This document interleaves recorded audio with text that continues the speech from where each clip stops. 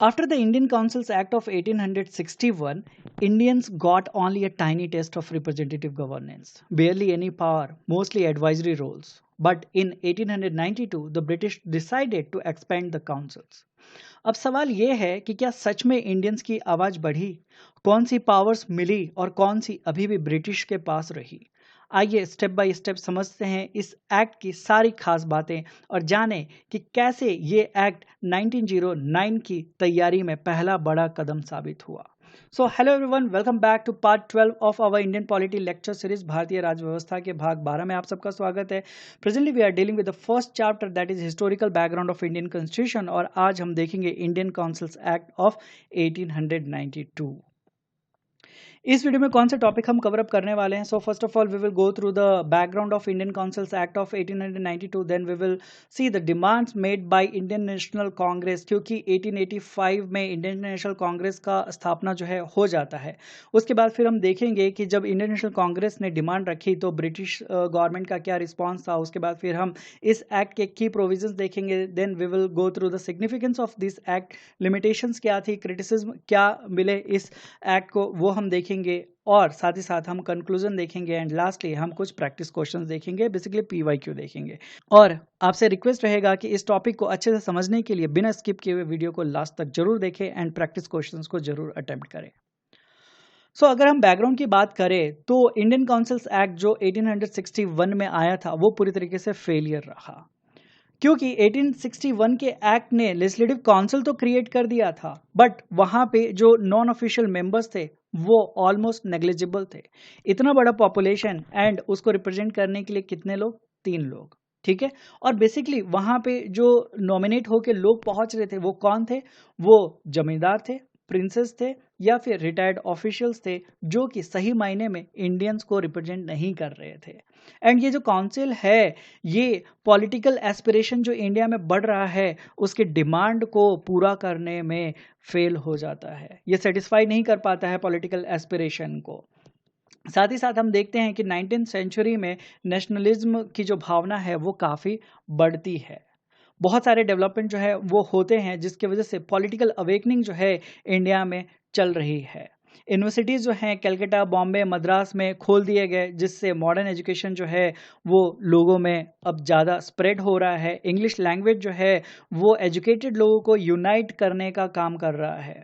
तो क्या लोग अपने पॉलिटिकल हक का डिमांड नहीं करेंगे? जी करेंगे, और वही डिमांड जो है वो शुरू हो चुका है इंडिया में। साथ ही साथ 1857 के बाद हम देखें तो बहुत सारी जो पॉलिसीज थी वो रिप्रेसिव थी। रिप्रेसिव पॉलिसी थी मतलब इंडियंस को दबा के रखने की कोशिश की जा रही थी। अभी भी जो पार्शलिटी है वो चल रही थी।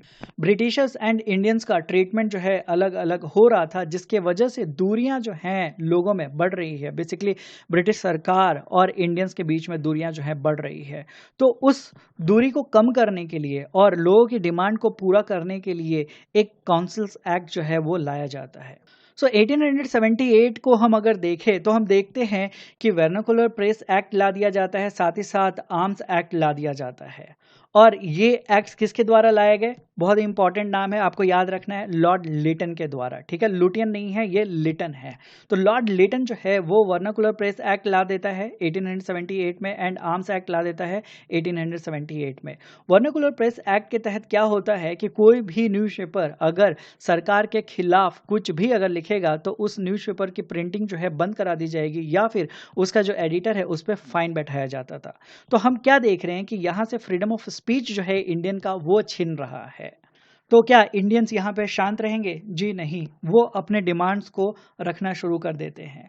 और आर्म्स एक्ट में क्या होता है कि ये बात कह दी जाती है ब्रिटिशर्स के द्वारा एक लॉ लाके कि अब से किसी भी इंडियंस को अगर हथियार रखना है तो उनको पहले ब्रिटिश गवर्नमेंट से परमिशन लेना पड़ेगा। But in case of Britishers कोई परमिशन की ज़रूरत नहीं थी, कोई लाइसेंस की ज़रूरत नहीं थी।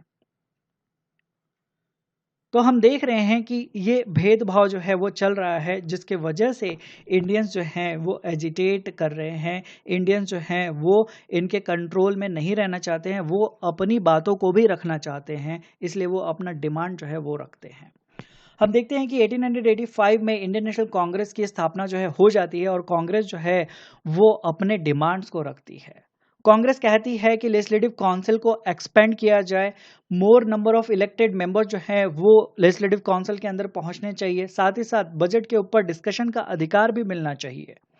और इंडियन नेशनल कांग्रेस का डिमांड है कि एग्जीक्यूटिव से सवाल पूछने का भी अधिकार हमें मिलना चाहिए। तो ये जो डिमांड्स हैं ये इंडियन नेशनल कांग्रेस के द्वारा रखा जाता है। और फर्स्ट जो इंडियन नेशनल कांग्रेस का रेजोल्यूशन आया 1885 में, उसमें डिमांड किया गया कि इलेक्टेड रिप्रेजेंटेशन जो है काउंसिल में होना चाहिए, यानी इलेक्शन की बात जो है वो की जाने लगी। अब डिमांड किया जाने लगा कि इलेक्टेड रिप्रेजेंटेटिव्स हमें चाहिए, हमें नॉमिनेटेड वाले नहीं चाहिए, क्योंकि नॉमिनेटेड जो हैं वो कठपुतली हैं ब्रिटिश गवर्नमेंट के, हमें तो इलेक्टेड रिप्रेजेंटेटिव्स चाहिए। तो इस डिमांड को फुलफिल करने के लिए ब्रिटिश गवर्नमेंट कुछ तो स्टेप लेगी, और उसी के रिजल्ट में हम देखते हैं कि इस एक्ट को लाया जाता है। तो ब्रिटिशर्स किस तरीके से रिस्पॉन्ड करते हैं, तो सबसे पहले वो सिंपैथी देते हैं, क्योंकि उनको लगता है कि इंडियन नेशनल कांग्रेस जो है वो बहुत ही छोटी सी ऑर्गेनाइजेशन है और ये कुछ भी कर ले, इतना ज़्यादा कुछ फ़र्क जो है वो नहीं पड़ने वाला। और उनके हिसाब से Indian National Congress was totally harmless for them, but वो गलत साबित हुए। ठीक है, बट जब वो गलत साबित होने लगे और डिमांड जो है बढ़ने लगा, तो ब्रिटिशर्स जो हैं उनका जो नेचर है वो होस्टाइल होने लगा। अब वो एग्रेसिव होने लगे इंडियंस पे। और अगर हम देखें कि लॉर्ड डर्फिन ने क्या कहा, तो लॉर्ड डर्फिन ने इंडियन नेशनल कांग्रेस को उस समय माइक्रोस्कोपिक माइनॉरिटी कहा, यानी बहुत ही छोटा सा एक ऑर्गेनाइजेशन जिसकी बातों को कंसिडर करना एक बेवकूफ़ी होगी, ये माना गया लॉर्ड डर्फिन के द्वारा। बट साथ ही साथ उसको पता था कि ये पॉलिटिकल पार्टी जो डिमांड रख रही है ये कहीं ना कहीं सही है और लोगों की आवाज़ बन रही है ये पॉलिटिकल पार्टी। तो सीक्रेटली वो क्या कर रहा था, प्रपोजल्स भेज रहा था इंग्लैंड में और कह रहा था कि लिबरलाइज किया जाए काउंसिल को, और जो प्रेजेंटेशन है रिप्रेजेंटेशन है लोगों का वो थोड़ा सा बढ़ाया जाए, बट उसको लिमिटेड रखा जाए। इसी वजह से एक कमेटी का गठन किया जाता है और उस कमेटी ने अपने रिपोर्ट में कहा कि काउंसिल को इनलार्ज किया जाए, साथ ही साथ पार्शियल इलेक्शन जो है वो इंट्रोड्यूस किया जाए इंडिया में, और जो काउंसिल का फंक्शन है उसको वाइडन किया जाए, उसके स्कोप को बढ़ाया जाए। और इसी की वजह से हम देखते हैं कि इंडियन काउंसिल्स एक्ट जो है 1892 में वो ला दिया जाता है। मेन प्रोविजंस की अगर हम बात करें तो सबसे पहला जो मेन प्रोविजन है वो है expansion of legislative council. Central यानी उसको एम्पीरियल भी कहते थे, तो सेंट्रल लेजिस्लेटिव काउंसिल जो है उसको एक्सपेंड किया जा रहा था। और अब ये कहा जा रहा था कि सेंट्रल लेजिस्लेटिव काउंसिल में मिनिमम 10 और मैक्सिमम 16 लोग जो हैं वो जोड़े जाएंगे, यानी 10 से 16 लोग जो हैं वो अब जोड़े जाएंगे सेंट्रल लेजिस्लेटिव काउंसिल में। और ये जो एडिशनल मेंबर होंगे इनका 2/5 जो नंबर होगा वो नॉन ऑफिशियल्स लोग होंगे, यानी जितने भी लोग चुने जाएंगे जो एडिशनल मेंबर्स बनेंगे उसका 2/5 जो मेंबर होगा वो नॉन ऑफिशियल होगा। नॉन ऑफिशियल होगा मतलब क्या हो गया कि या तो वो इंडियन होगा या तो कोई ऐसा पर्सन होगा जो ब्रिटिश गवर्नमेंट के अंडर में कोई पोस्ट होल्ड नहीं करता है। ठीक है, वो रिटायर्ड पर्सन हो सकता था, बट ये कंडीशन रखी गई कि 2/5 जो मेंबर्स हैं वो नॉन ऑफिशियल होंगे। नॉन ऑफिशियल जो होंगे वो पार्टली नॉमिनेटेड होंगे एंड पार्टली इनडायरेक्टली इलेक्टेड होंगे।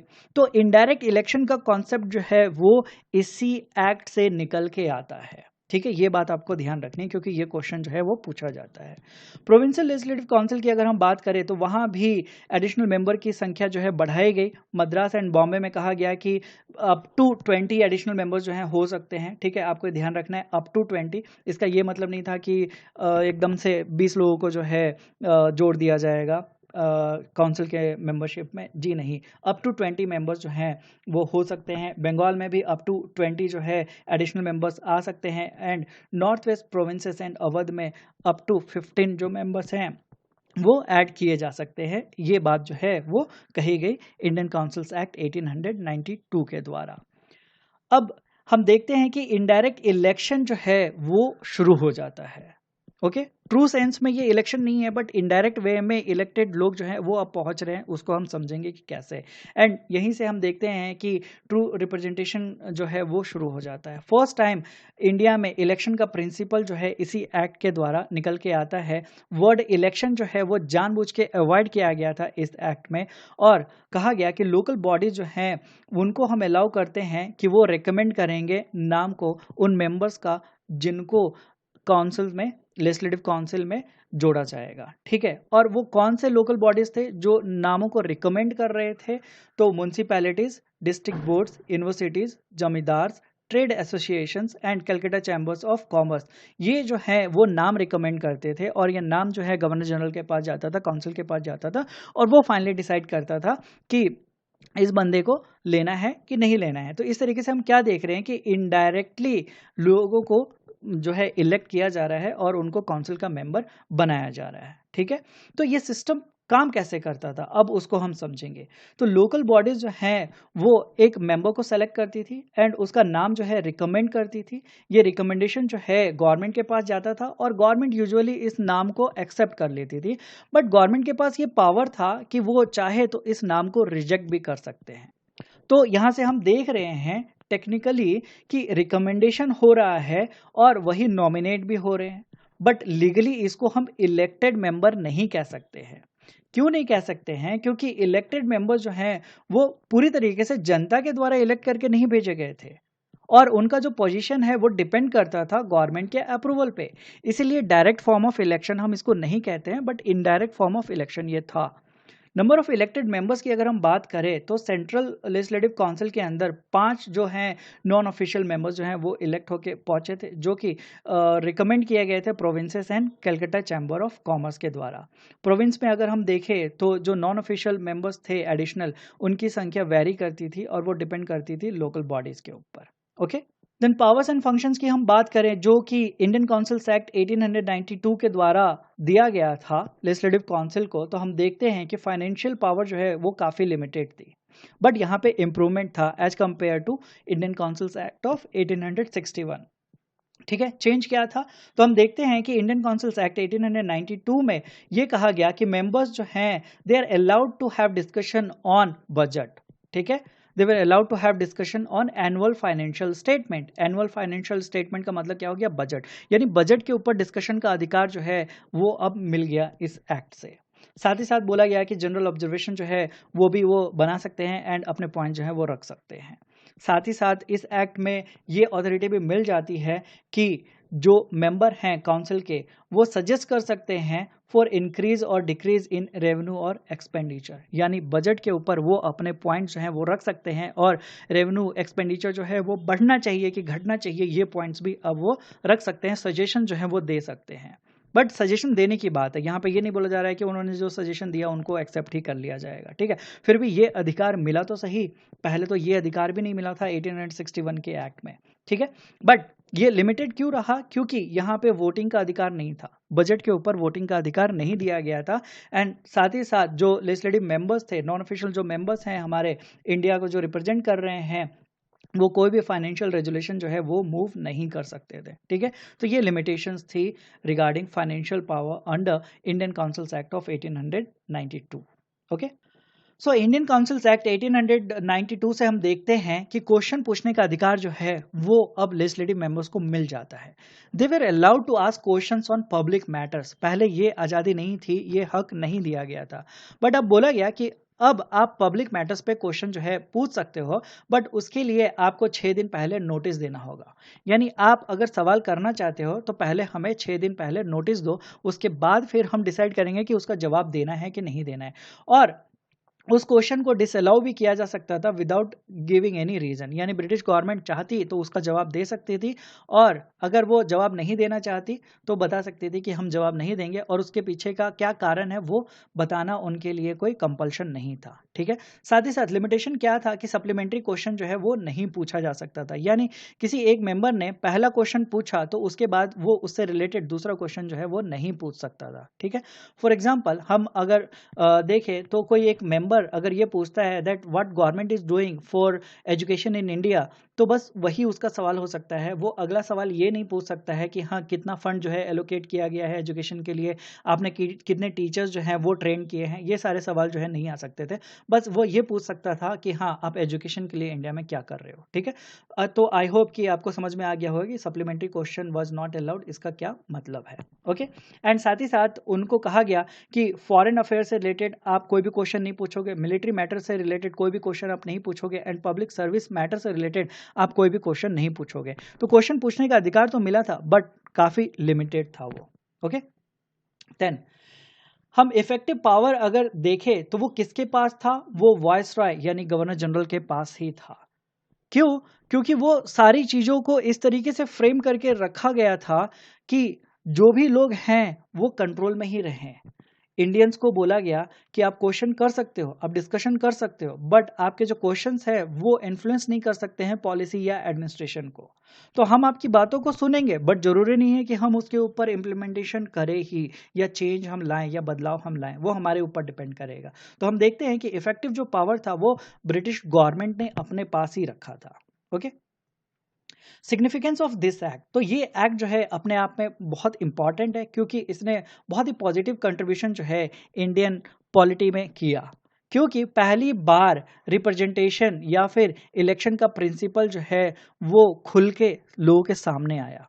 डायरेक्ट इलेक्शन की बात नहीं हुई, बट कम से कम इनडायरेक्ट इलेक्शन की बात तो हुई।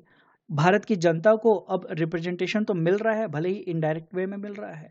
और इस एक्ट की वजह से ही हम देखते हैं कि गोपाल कृष्ण गोखले, देन सुरेंद्रनाथ बैनर्जी, रास बिहारी घोष, देन आशुतोष मुखर्जी, इन सारे लोगों को काउंसिल का मेंबर बनने का मौका मिलता है, और ये इंडियंस का सवाल जो है रखते हैं, इंडियंस की आवाज़ जो है वो पहुंचाते हैं लेजिस्लेटिव काउंसिल में। इस तरीके से हम देखते हैं कि स्लो कॉन्स्टिट्यूशनल डेवलपमेंट जो है इंडिया में स्टार्ट हो जाता है। और ये जो एक्ट है, इंडियन काउंसिल्स एक्ट ऑफ 1892, ये फाउंडेशन प्रोवाइड करता है फॉर नेक्स्ट रिफॉर्म जो आता है मॉर्ली मीटो रिफॉर्म 1909 में, मॉन्टेग्यू चेम्सफोर्ड रिफॉर्म जो आता है 1919 में, and government of India act जो आता है 1935 में। तो हम देख सकते हैं कि कितना इम्पॉर्टेंट ये एक्ट बना। लिमिटेशंस की अगर हम बात करें तो ये राउंड अबाउट इलेक्शन था, यानी डायरेक्ट इलेक्शन नहीं था। किसी चीज को अगर हम डायरेक्टली कर सकते हैं तो उस चीज को हम डायरेक्टली ना करके हम घुमा के कर रहे हैं। ठीक है। आप यहाँ पे इनडायरेक्ट वे में इलेक्ट कर रहे हो लेजिस्लेटिव मेंबर को, तो आप डायरेक्टली भी तो कर सकते थे। ठीक है। इसलिए हम कहते हैं कि ये इनडायरेक्ट इलेक्शन जो है वो दर्शाता है। रिकमेंडेशन सिस्टम जो है वो चल रहा था, ये ट्रू इलेक्शन को रिप्रेजेंट नहीं करता है। अगर कोई रिकमेंड होकर कहीं पे पहुंच रहा है तो हम ये नहीं कहेंगे कि हाँ जनता के द्वारा ये इलेक्टेड है, तो ये ट्रू सेंस में इलेक्शन नहीं हुआ। और साथ ही साथ गवर्नमेंट जो है वो प्रपोज नेम्स को रिजेक्ट भी कर सकती थी, तो हम कैसे कह सकते हैं कि ये ट्रू इलेक्शन का प्रिंसिपल है? जी नहीं, तो ये इनडायरेक्ट इलेक्शन का प्रिंसिपल था। ठीक है। साथ ही साथ कोई लेजिस्लेटिव पावर जो है वो रियल पावर नहीं था, क्योंकि रेजुलेशन मूव करने का हक नहीं था, वोट करने का हक नहीं था बजट के ऊपर, यानी बजट जो है सही है कि गलत है उसके ऊपर आप डिस्कशन तो कर सकते हो, बट उसके ऊपर आप वोटिंग नहीं कर सकते हो।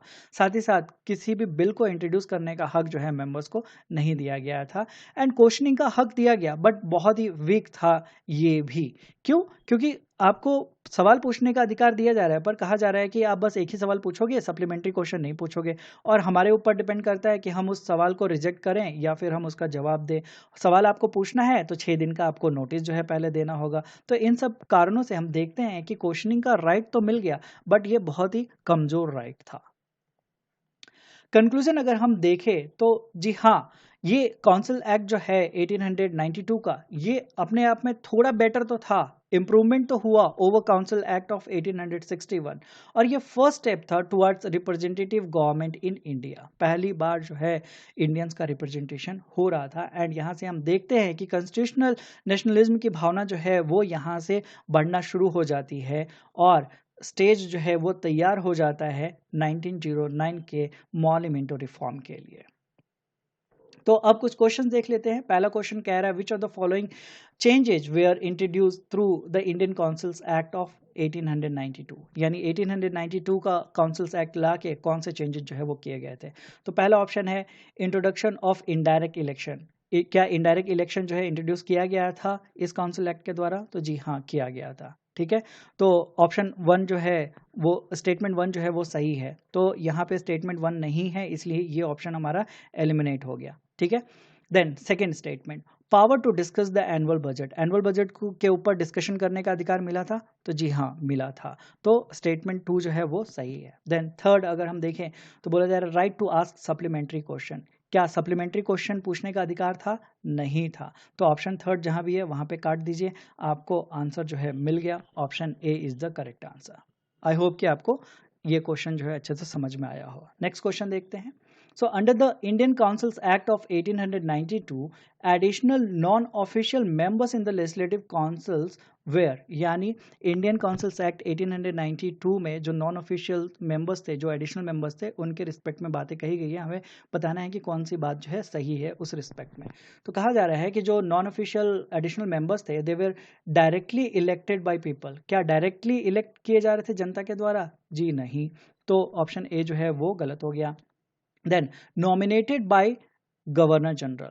तो जी हाँ, ये कुछ हद तक सही है, बट हम इसको फाइनली अपना आंसर अभी नहीं मानेंगे, हम अगला स्टेटमेंट भी देखेंगे। ठीक है।